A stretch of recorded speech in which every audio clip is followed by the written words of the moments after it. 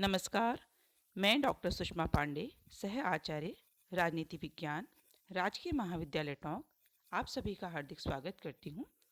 आज के व्याख्यान में हम जिस विषय पर चर्चा करने वाले हैं वो है रूसो की सामान्य इच्छा का सिद्धांत। रूसो की सामान्य इच्छा का सिद्धांत क्या है, उसको किस रूप में हमारे सामने रूसो ने प्रस्तुत किया है, उसके कितने प्रकार हैं, उसकी कौन सी कमियां हैं, इत्यादि बात विषयों पर आज हम चर्चा करेंगे। तो सबसे पहले हम आरंभ करेंगे रूसो का सामान्य इच्छा सिद्धांत क्या है। रूसो के राजनीतिक दर्शन का अगर कोई सबसे महत्वपूर्ण तत्व है तो वो है सामान्य इच्छा। अपनी इस धारणा पर रूसो ने स्वतंत्रता, सत्ता, हित, कर्तव्य, व्यक्तिकता और सर्वव्यापकता इत्यादि में सामंजस्य प्रस्तुत करने का प्रयास किया है।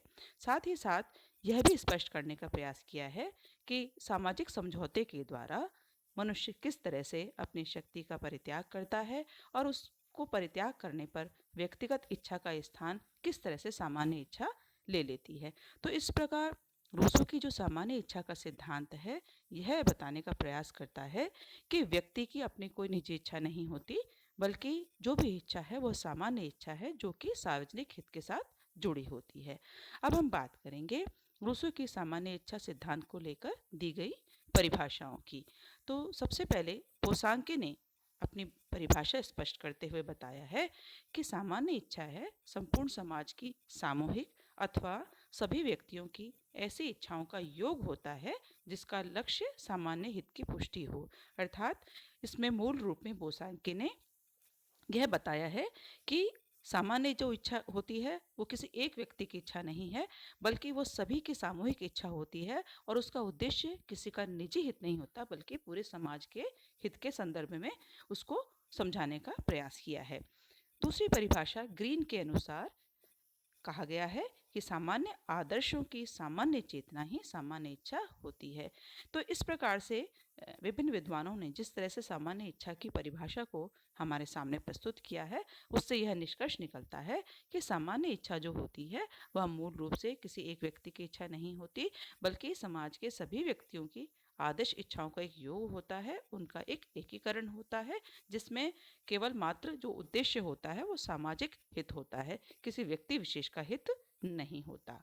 अब हम चर्चा करेंगे कि इन परिभाषाओं के आधार पर अगर हम सामान्य इच्छा के अर्थ को स्पष्ट करें तो हम कह सकते हैं, कुछ मूल बातें हमारे सामने जो निकल के आती हैं उनके बारे में हम कह सकते हैं।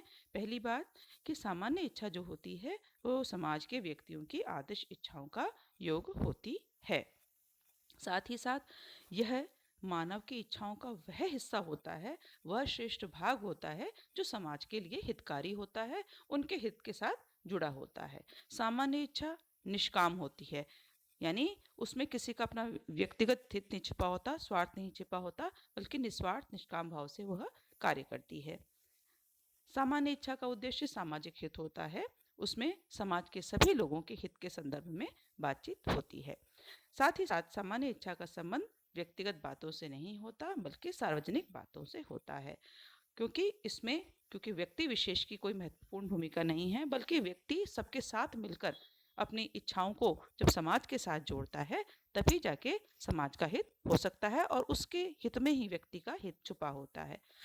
सामान्य इच्छा का एक अर्थ हम यह भी इस रूप में भी ले सकते हैं कि यह जनसेवा और लोकहित से प्रेरित होती है।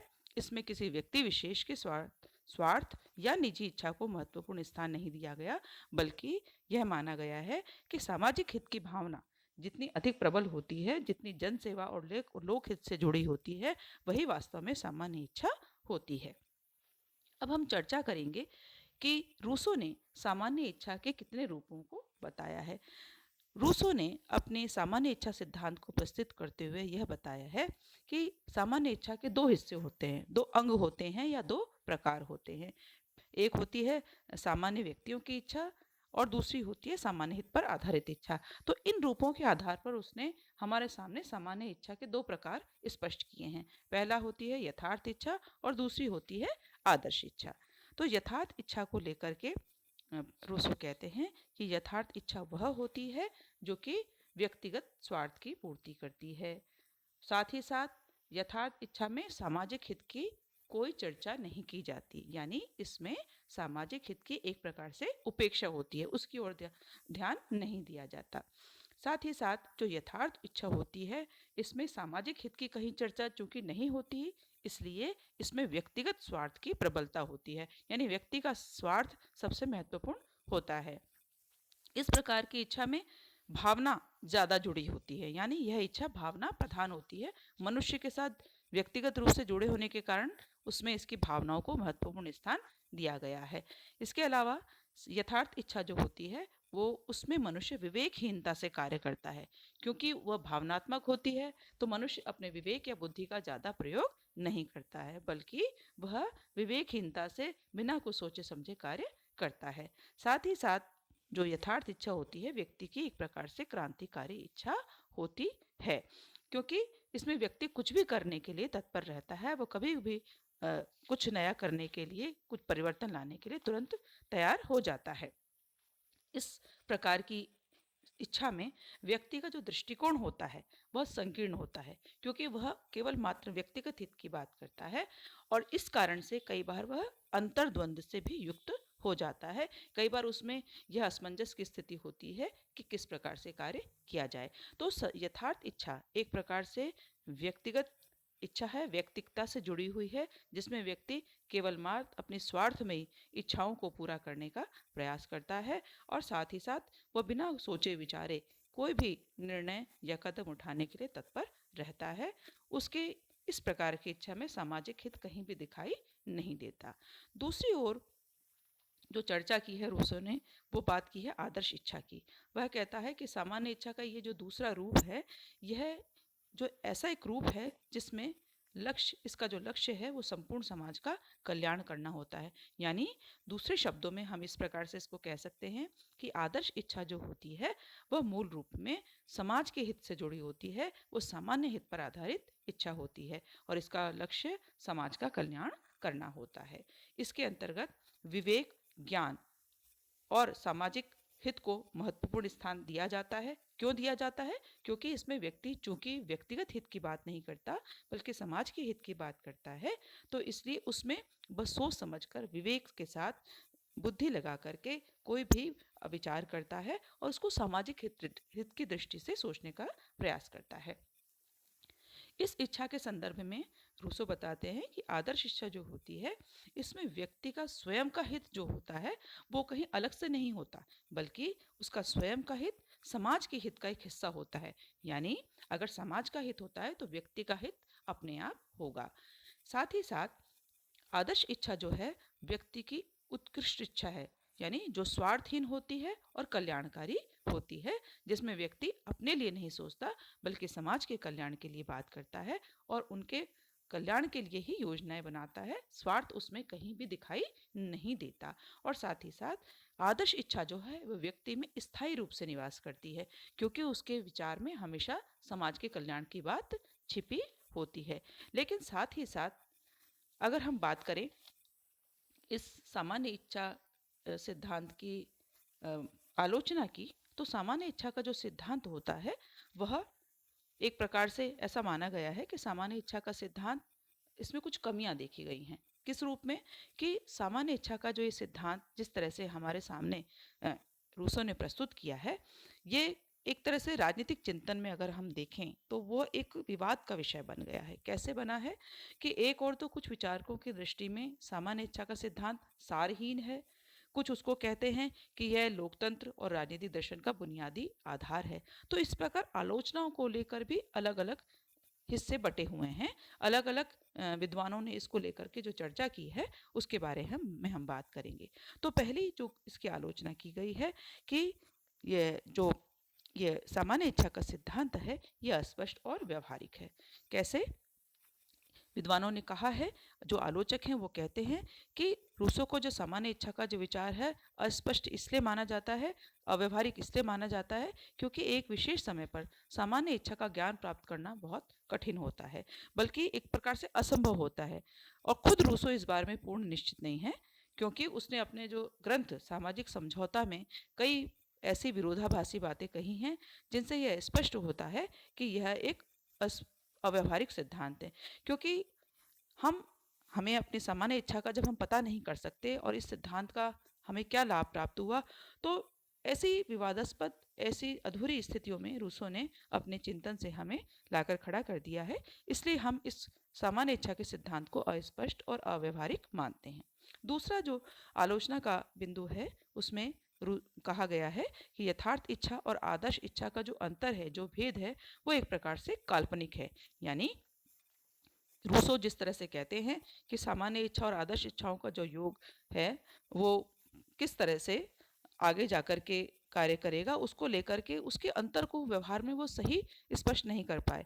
क्योंकि सामान्य अर्थ में अगर हम कहें तो मनुष्य जो होता है सदैव व्यक्तिगत स्वार्थ और लोकहित की जो उसमें प्रवृत्ति होती है, उसको हम अलग नहीं कर सकते। यानी व्यक्ति में कहीं ना कहीं स्वार्थ भी होता है और जनहित भी होता है, और उसको हम एक एक दूसरे से अलग नहीं कर सकते हैं। क्योंकि वास्तव में समाज जो है वो मनुष्यों का वह संग्रह है या वो योग होता है जिसमें व्यक्ति का व्यक्तित्व, उसकी राय और उसके अलग अलग हितों का एक स्वतंत्र अस्तित्व होता है, और सामान्य इच्छा जैसी कोई वस्तु देखने को नहीं मिलती। इसलिए सामान्य इच्छा का ये सिद्धांत जो है वह एक तरह से काल्पनिक सा प्रतीत होता है। आलोचना का जो तीसरा बिंदु है, उसमें बताया गया है कि सामान्य हित की व्याख्या करना संभव नहीं है। क्यों? क्योंकि सामान्य हित जो है वो सामान्य इच्छा का विचार से जुड़ा हुआ है, लेकिन इसमें सामान्य हित की जो बात कही गई है वो स्पष्ट नहीं की गई है। क्योंकि सामान्य हित की जो अगर हम परिभाषा करने की बात करें तो हम इस तरह से नहीं कर सकते कि निश्चित रूप से यह नहीं मान सकते कि भाई इस तरह का सामाजिक हित किस प्रकार से होगा। तो साथ ही साथ यह भी नहीं कह सकते कि जो कार्य हम करने जा रहे हैं उस कार्य का परिणाम जन कल्याण ही होगा। क्योंकि इस तरह के हम परिणाम की कल्पना नहीं कर सकते, निश्चित रूप से कुछ नहीं कह सकते। इसलिए सामान्य हित की जो व्याख्या सही इस ढंग से नहीं हो पाई, और इस व्याख्या के कारण ही ऐसा हम मानते हैं कि सामान्य हित की जो बात रूसो ने सामान्य इच्छा के सिद्धांत में कही है वो अस्पष्ट से नजर आती है और उसकी व्याख्या करना संभव नहीं होता है। इस पर व्याख्या करना या विचार करना एक तरह से समय नष्ट करने के जैसा है। साथ ही साथ इसमें अगला बिंदु जो आलोचना के रूप में बताया गया है, उसमें कहा गया है कि सामान्य इच्छा का सिद्धांत निरंकुश है और अत्याचारी राज्य का पोषक है। क्योंकि सामान्य इच्छा के जो प्रतिपादन का उद्देश्य तो मूल रूप से क्या था? जनता के अधिकारों की रक्षा करना। लेकिन व्यवहार में अगर हम देखें तो निरंकुश और अत्याचारी राज्य की पोषक भी बन जाती है यह सामान्य इच्छा। कैसे?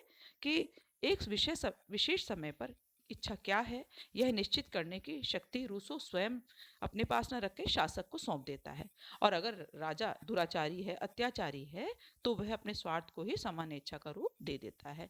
इसके अलावा रूसो के इस सामान्य इच्छा के सिद्धांत में जनता के द्वारा अपने समस्त अधिकारों का भी समर्पण कर दिया गया है, और किसी भी स्थिति में उसे यानी जनता को किस समाज के विरोध का अधिकार नहीं दिया गया है। तो एक प्रकार से कहीं ना कहीं इसमें निरंकुशता और अत्याचारी राज्य की स्थिति भी हमें दिखलाई पड़ती है। साथ ही साथ अगली जो आलोचना हमारे सामने प्रस्तुत की गई है उसमें बताया गया है कि प्रतिनिध्यात्मक जो लोकतांत्रिक या प्रजातांत्रिक व्यवस्थाएं हैं उनमें ये संभव नहीं है। क्योंकि रूसो की जो सामान्य इच्छा की सिद्धि के लिए यानी उसको पूरा करने के लिए व्यक्तियों द्वारा प्रत्यक्ष रूप से प्रभु सत्ता के प्रयोग में सक्रिय भाग लिया जाना चाहिए। यानी सभी व्यक्ति उसके साथ प्रत्यक्ष रूप से जुड़े व्यवस्था के साथ, तभी उसको पूरा कर सकते हैं। लेकिन ये जो शर्त रखी गई है, इस तरह की शर्त का पालन हो सकता है रूसो के समय यूनानी नगर राज्य व्यवस्थाओं में संभव हो, लेकिन वर्तमान समय के जो प्रतिनिध्यात्मक लोकतांत्रिक या जनतांत्रिक शासन व्यवस्थाएं हैं वो बिल्कुल उनमें संभव नहीं हो सकता। इस प्रकार से अगर हम दूसरे शब्दों में कहें तो रूसो ने कहीं ना कहीं लोकतंत्र को उपेक्षित किया है, लोकतंत्र का तिरस्कार माना गया है। क्योंकि वर्तमान समय की अगर हम चर्चा करें तो वर्तमान में लगभग सभी विश्व के देशों में प्रतिनिध्यात्मक शासन पर आधारित लोकतंत्र ही एकमात्र शासन व्यवस्था है जो कि व्यवहारिक रूप में देखी गई है। तो इस प्रकार से रूसो के सामान्य इच्छा सिद्धांत की आलोचना की गई है, लेकिन इन आलोचनाओं के बावजूद इस बात से इनकार नहीं किया जा सकता कि रूसो का सामान्य इच्छा का विचार जो है वो राजनीतिक विचारधारा के लिए बहुत महत्वपूर्ण देन है, और उसके महत्व को या उसकी देन को सामान्य इच्छा के रूप में जो हमारे सामने रूसो ने रखी है उसको हम कुछ इन रूपों में प्रस्तुत कर सकते हैं, इन बिंदुओं के साथ प्रस्तुत कर सकते हैं, जिसमें पहला बिंदु है कि रूसो का सामान्य इच्छा का जो सिद्धांत है उसमें व्यक्ति और सामाजिक हित को महत्वपूर्ण स्थान दिया गया है, और यह जो सामान्य हित की जो चर्चा की गई है यह लोकतांत्रिक शासन व्यवस्था का एक आधार होती है, और उसको बहुत महत्वपूर्ण मानते हुए हम लोकतांत्रिक व्यवस्था में कहीं ना कहीं उसके स्वरूप को देख सकते हैं। दूसरी बात, यह सिद्धांत व्यक्ति और समाज में शरीर और उसके अंगों के समान संबंध स्थापित करता है। यानी वो इस तरह, जिस तरह से शरीर और उसके अंगों में एक एकता होती है, उसमें इसमें एक तरह से जुड़ाव होता है, तो वह संबंध हमें समाज और उसके अंगों के साथ देखने को जिस तरह से हमारे इस सामान्य इच्छा सिद्धांत के साथ जोड़ा गया है, वह यह स्पष्ट करती है कि जो रूसो हैं उन्होंने सामाजिक स्वरूप को ज़्यादा सुदृढ़ या मजबूत करने का प्रयास किया है।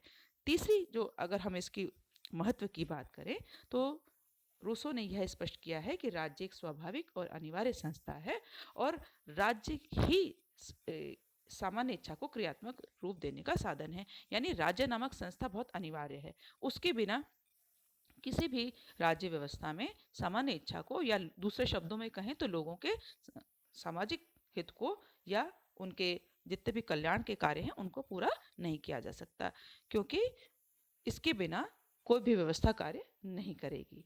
इसके साथ ही सामान्य इच्छा का रूसो का जो विचार है वो प्रजातंत्र का स्थापक है, और साथ ही साथ यह विश्वास भी स्थापित करता है कि किसी भी शासन या सत्ता का आधार जन स्वीकृति होती है, जनता की इच्छा सर्वोपरि होती है, और जनता का सहयोग सभी रूप में जरूरी होता है। तो इस प्रकार से जो सरकार या राज्य जो है वो निरंतर जनता के प्रति उत्तरदायी होने चाहिए, और इस तरह से एक लोकतांत्रिक शासन व्यवस्था में जनहित की बात, जन कल्याण की बात को स्पष्ट करने का प्रयास किया है। साथ ही साथ अंत में रूसो का जो सामान्य इच्छा का सिद्धांत राष्ट्रवाद का प्रेरक सिद्धांत भी है, जिसमें एक राष्ट्र के प्रति लगाव, उसके लोगों के प्रति किस तरह से लोगों में समानता स्वभाव होना चाहिए, एकता होनी चाहिए, समर्पण होना चाहिए, सम्मान और आत्मीयता होना चाहिए, इन सारी बातों को जोड़ा है। और ये सभी बातें कहीं ना कहीं राष्ट्रवाद का आधार है, और जहाँ ये सभी बातें जिस व्यवस्था में, जिस राज्य में देखने को मिलती हैं, ऐसा माना जाता है कि उस राज्य का जीवन श्रेष्ठ है। तो इस प्रकार सामान्य इच्छा के सिद्धांत को हमारे सामने रूसो ने प्रस्तुत किया है। तो स्टूडेंट्स, आज का यह लेक्चर यहीं समाप्त होता है। अगले व्याख्यान में हम आपके साथ एक नए विचार के साथ पुनः चर्चा करेंगे। तब तक के लिए आप सभी का बहुत बहुत धन्यवाद।